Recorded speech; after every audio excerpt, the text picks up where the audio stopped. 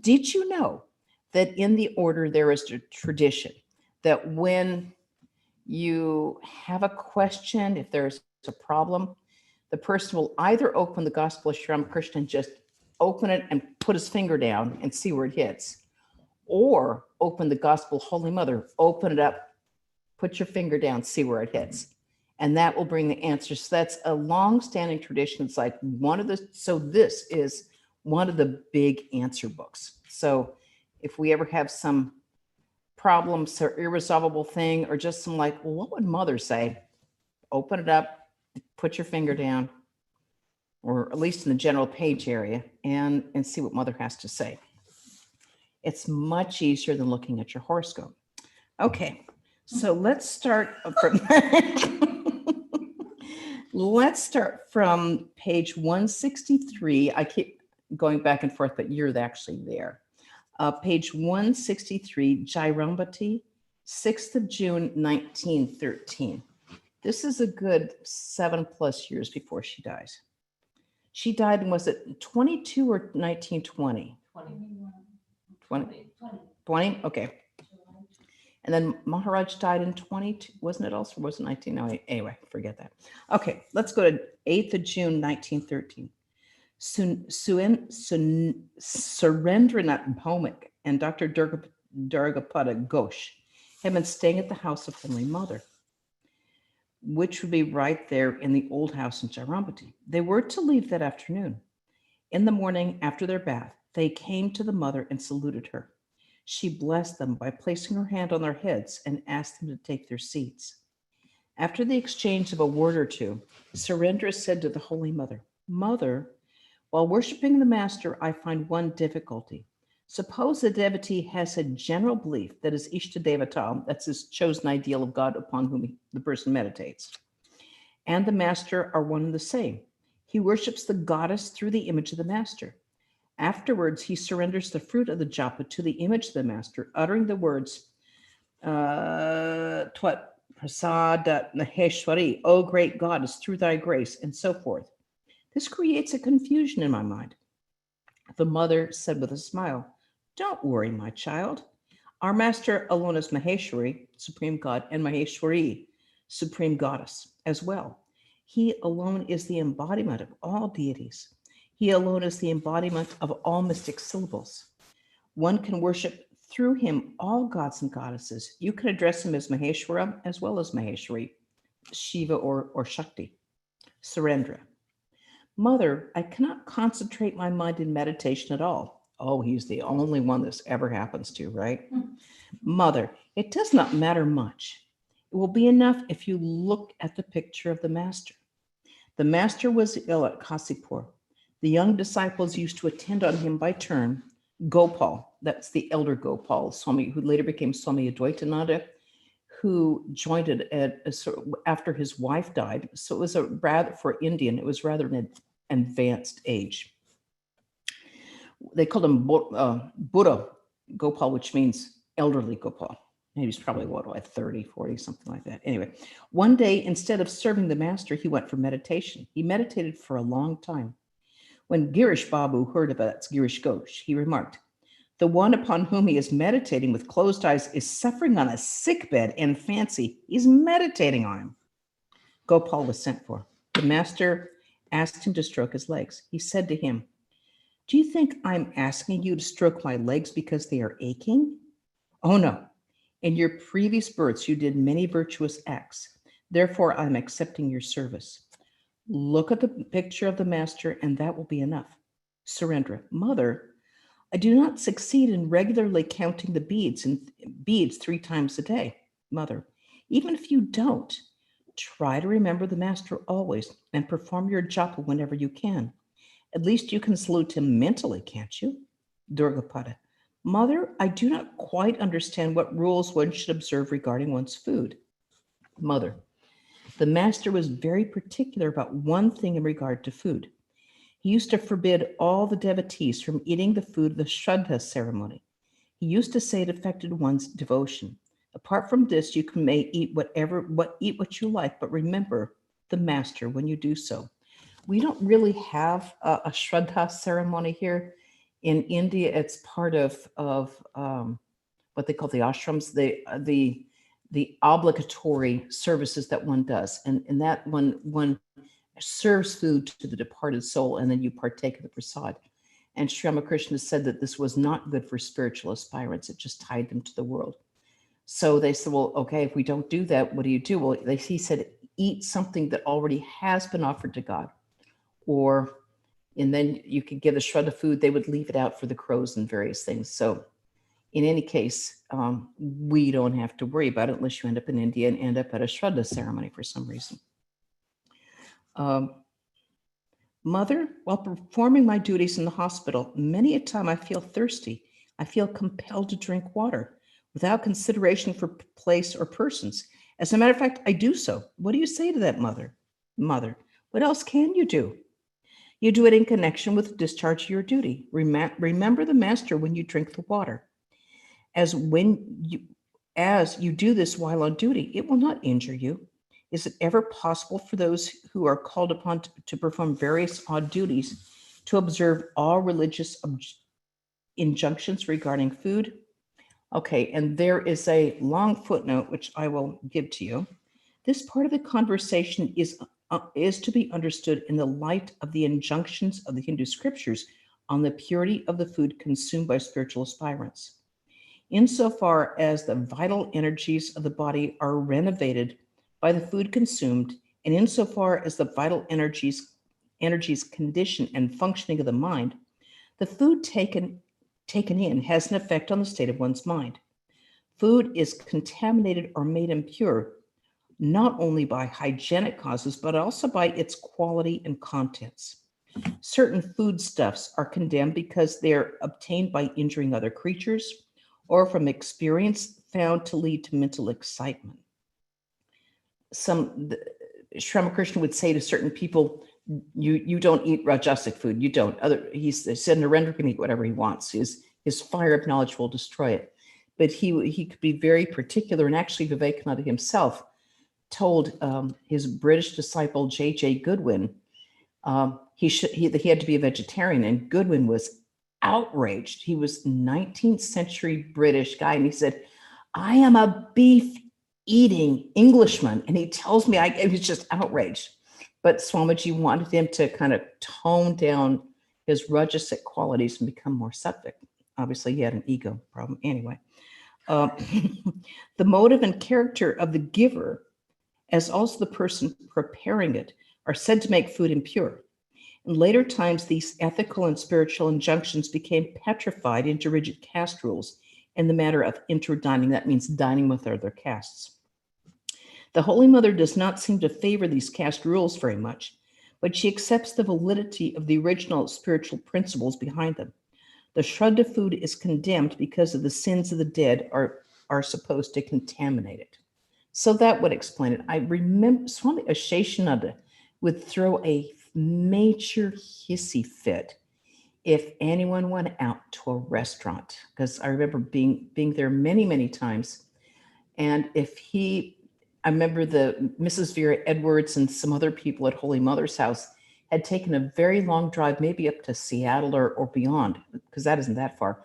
But they stopped on the way back because they hadn't eaten for hours and stopped in a restaurant and got something to eat. Because then he asked, where did you get your lunch? And they said, we went out to a restaurant. He was really angry with them. It's like, no, because you don't know the food there is, you don't know the person who cooked it, what their mood was, or the people who served the food that contaminates it will ruin your devotion. So he threw it. Other swamis are nowhere near as picky about that, but he was like, off your head. Anyway, let's go back. Surendra. You see, Mother, we householders live in families with many relations. Sometimes it happens that while the food is being cooked, some members of the family partake of it. Later on, that food is brought to me. I hesitate to offer that food to God. Obviously, when we offer food to God, we don't eat it, smell it, taste it before we offer it to God, let alone someone else, some member of the family eating it. That would automatically say, if someone else took some, it's like, I can't offer it. So he's feeling like, oh, it's not pure. I haven't offered it to God. Okay. Mother, that is inevitable in the case of householders. We also, that's Holy Mother herself, have to face similar situations. Take an instance. There may be a sick person in the family. Part of the food may be kept aside for him, but when food is placed on a plate, remember the Master, think that he himself has given this food, and eat it. Then it will not have any injurious effect on the growth of devotion.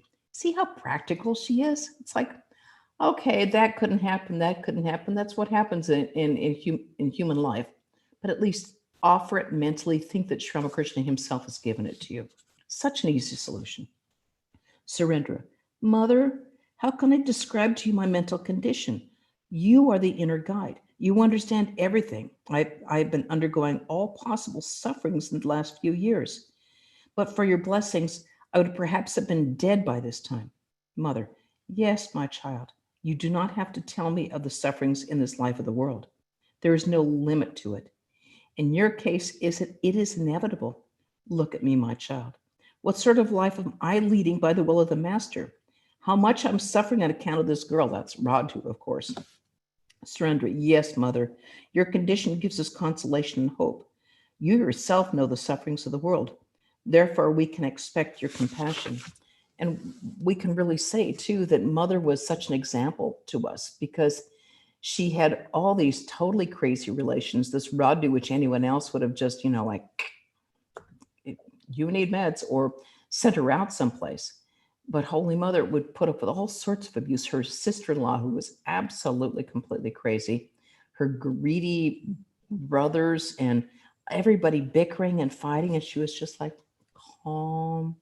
So it's just she lived that way to give us this example of how we can live in the world. Mother, don't be afraid, my child. The Master is ever present. He alone will protect you both here and hereafter. Surrender. Mother, we're living so far away. Are dreams real? Mother, yes, they are. Dreams regarding the Master are real, but he forbade his disciples to narrate it. So, if you have a holy dream, you can tell your guru or if you have a spiritual guide, if your guru's passed away, but you don't just tell people because the results kind of dwindle them. You lose that preciousness. He said he forbade his disciples to narrate even to him dreams regarding himself. Surrender it. Mother, we do not know what the Master was like. We have not seen him. So for us, you are the Master and everything else. Mother, don't fear, my child. The Master will look after you. He will watch over you here and hereafter. He will protect you always. After the meal, the two devotees took leave. Uncle Varada, that's Holy Mother's brother, accompanied them. He was going to Calcutta.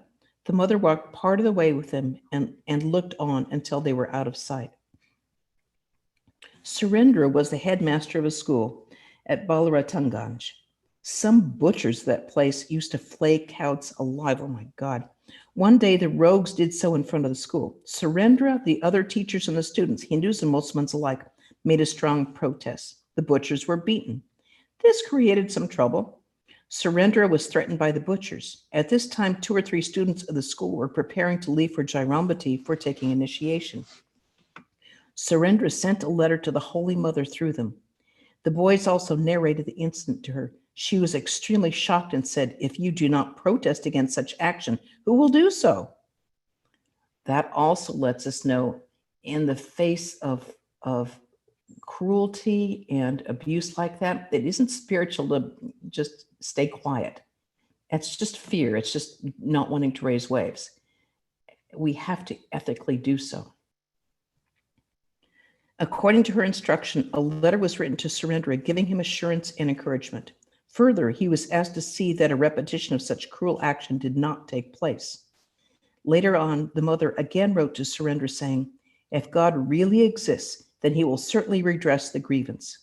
Sometime later, a lawsuit was filed, and as a result, butchery of that heinous kind was stopped. Phew. Jairambati, 11th of June, 1913. It was noon.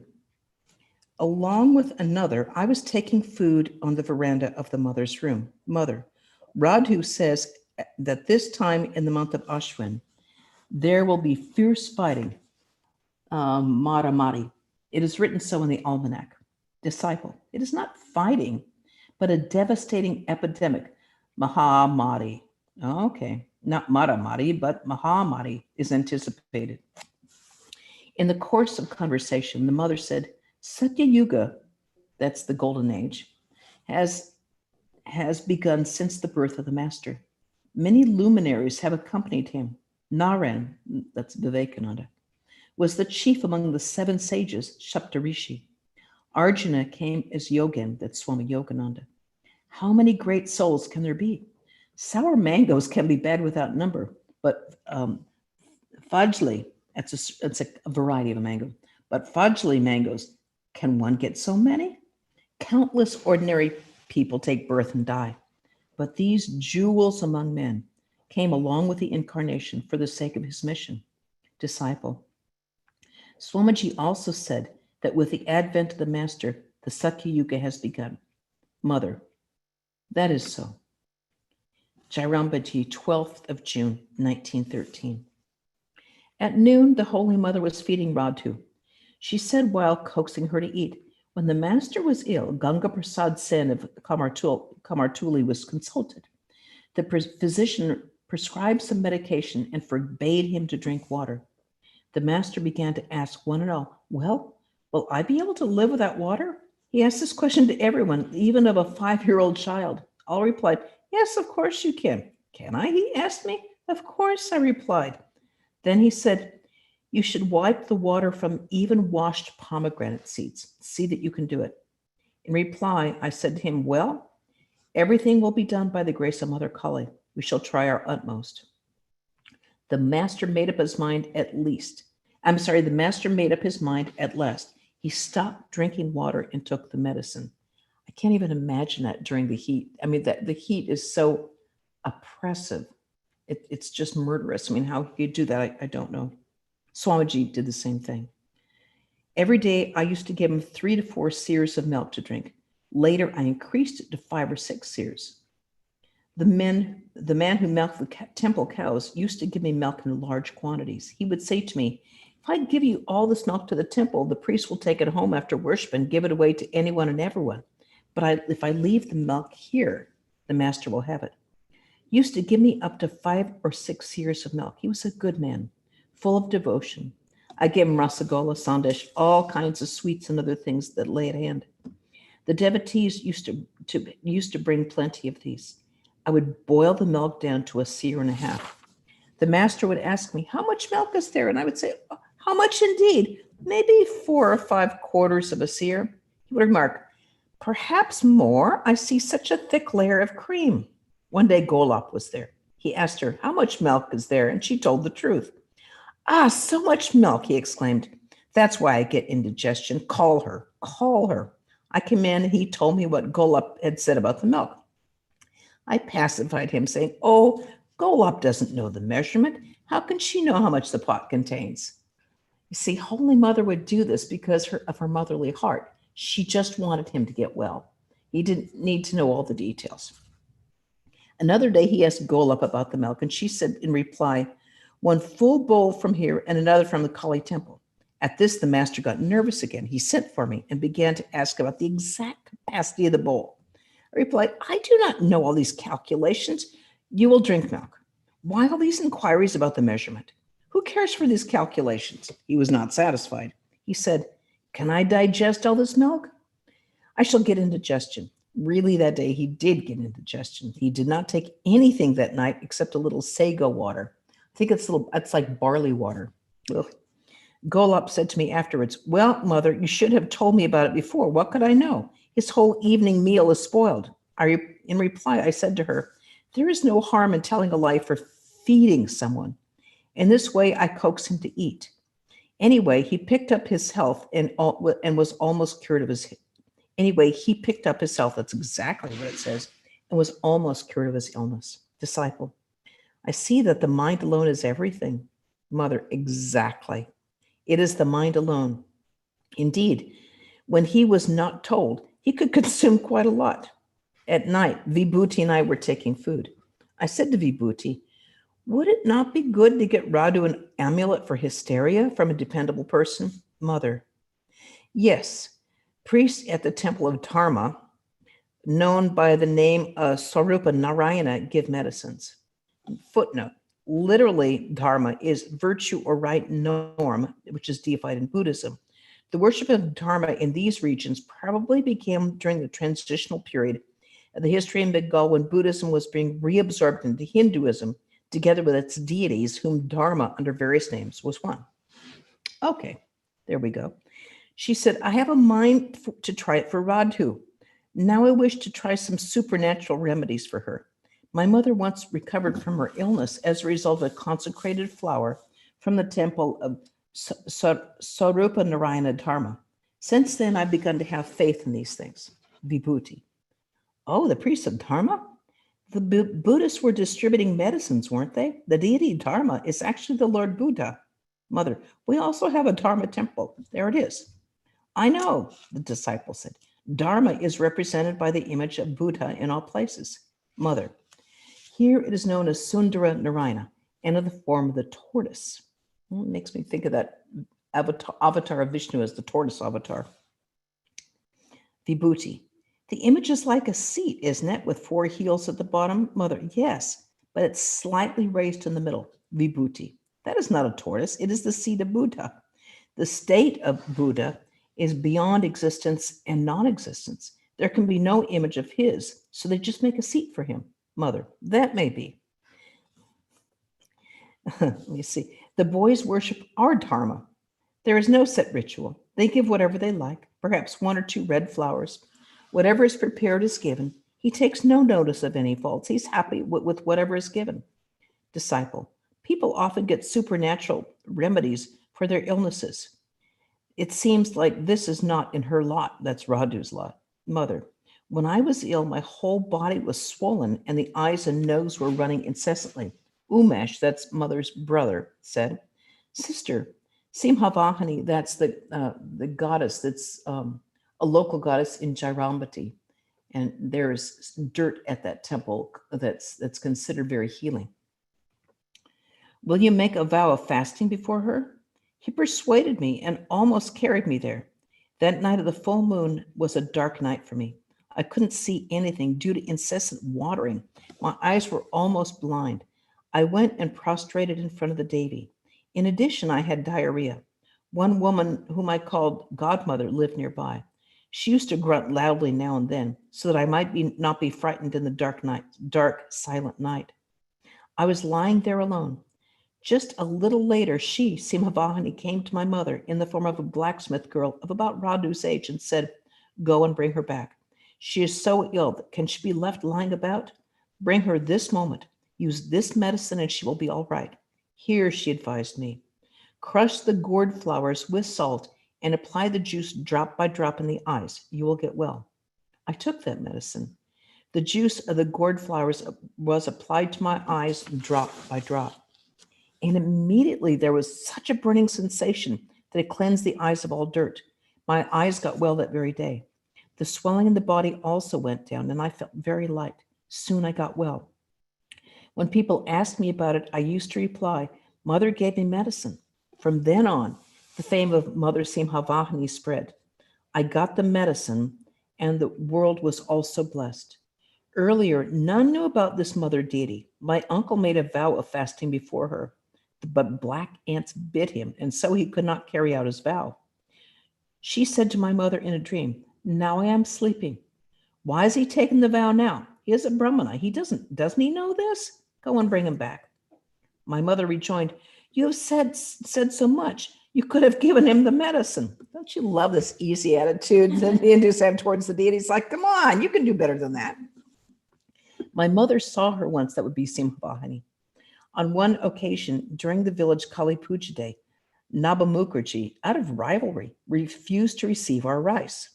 My mother had made ready rice and other things for the puja. When he refused to take them from our house, my mother wept all through the night. She thought, I've made rice for Kali and he has not taken it. Who will eat this right now? Can anyone eat Kali's rice? Then in the night, she saw Jagadatri, red in color, and sitting cross-legged near the door. Then there was only one room, Varda's, that's her brother's, in our house. When the master came, he would also stay in that room. Jagadhatri raised my mother, patted her, and said, "Why are you weeping? I shall take Kali's rice. Why do you worry?" My mother asked, "Who are you?" Jagadhatri replied, "I'm the mother of the universe. I will, that's later it's actually 2 weeks later, her puja. I am the mother of the universe. I will receive your worship in the form of Jagadhatri, which literally means Jagadhatri is to support, so the support of the whole world. The next day, my mother said to me, "Look, Sarada, who is that deity red in color and sitting cross-legged? I shall do Jagadhatri puja." She bought about 13 mounds of paddy from Bishwas. It was raining nonstop. My mother said, "Oh, mother, how can I worship you? I cannot even dry the paddy." In the end, by Jagadhatri's grace, there was sunshine. The mother's image had to be dried by the fire and painted. Prasanna informed the master Dakshineshwara of the puja. He heard and said, "Mother will come. Very good. But weren't you in straitened circumstances, my dear?" Prasanna said, "You will also come. I have come to take you." He said, "You go and perform the worship. It will be very beneficial for you all." Thus, Jagadhatri Puja was performed. The whole village was invited. Every expense was met out of that rice. At the time of farewell to Jagadhatri, my mother whispered in her ear, "Mother Jagai, come again next year. All through the year, I should be making things ready for you." Next year, my mother told me, "Look, you give something. My Jagai worship will be celebrated." I replied, "Oh, such a trouble I cannot bear. You have performed it once. Why bother again?" That night, I saw in a dream that 3 of them had arrived. Jagadhatri, that's an aspect of Mother Durga, by the way. Jagadhatri and her 2 companions, Jaya and Vijaya. Jaya and Vijaya are the companions always of the Divine Mother. She always comes with these 2 attendants. I remember it distinctly. They said to me, "Shall we go away then?" "Who are you all?" I asked. One of them said, "I am Jagadhatri." In reply, I said, "No, why should you go? Stay here. I did not ask you to go away." Since that time, I've been going home as far as possible every year at the time of Jagadhatri Puja. I used to help in polishing the utensils and to look after other things. Formerly, there were not so many people in the family. I would go home to cleanse the pots and the pans. Later, Yogan, the Swami Yogananda, who in his earlier incarnation we hear was Arjuna, got a set of wooden utensils. He said to me, "Mother, you do not have to scour pots and pans anymore." He also secured a piece of land to provide for the expenses of the puja. My mother was like the goddess Lakshmi. She used to keep everything well arranged and spick and span.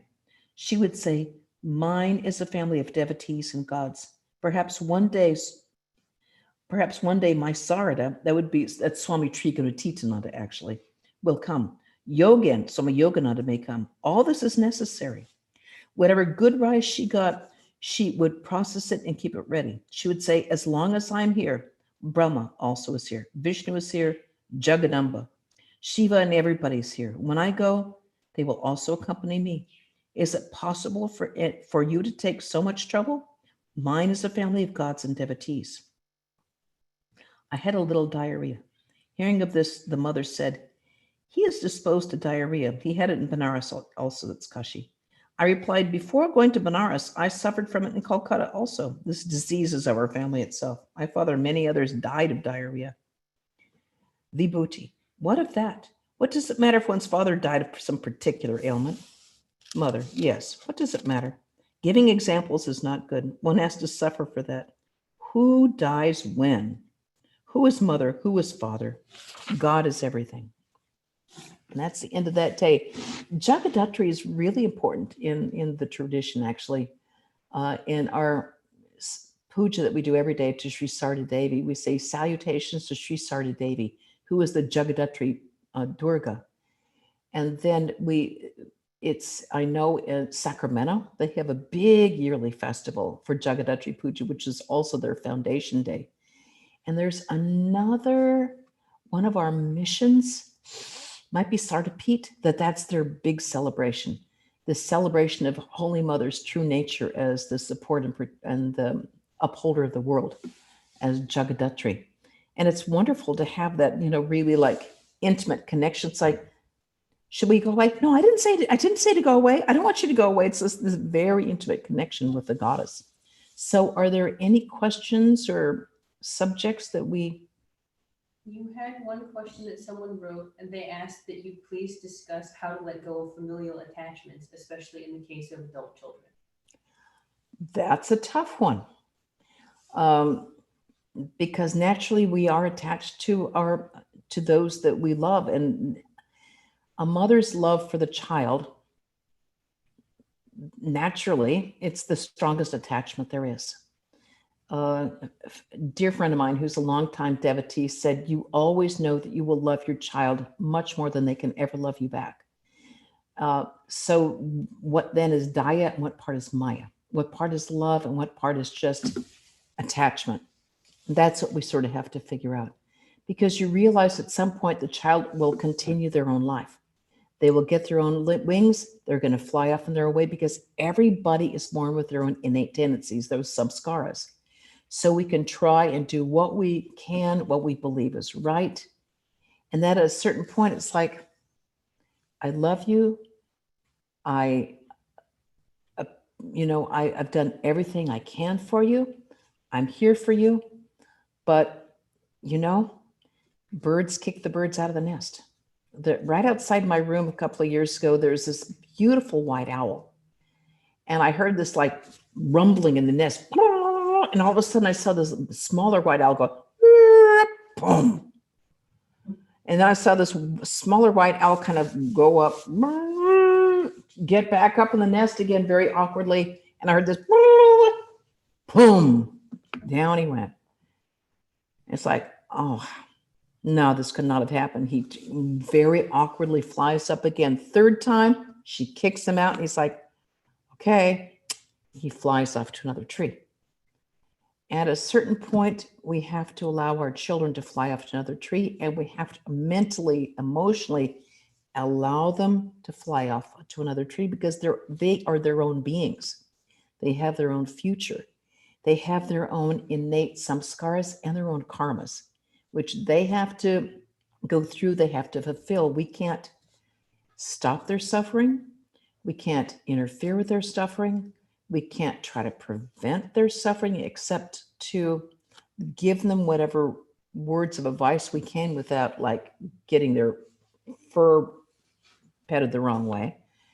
And just let them know that we love them, we respect them, that we're here for them. But at a certain point, we just have to let them be the adults they are, so they can learn their own lessons.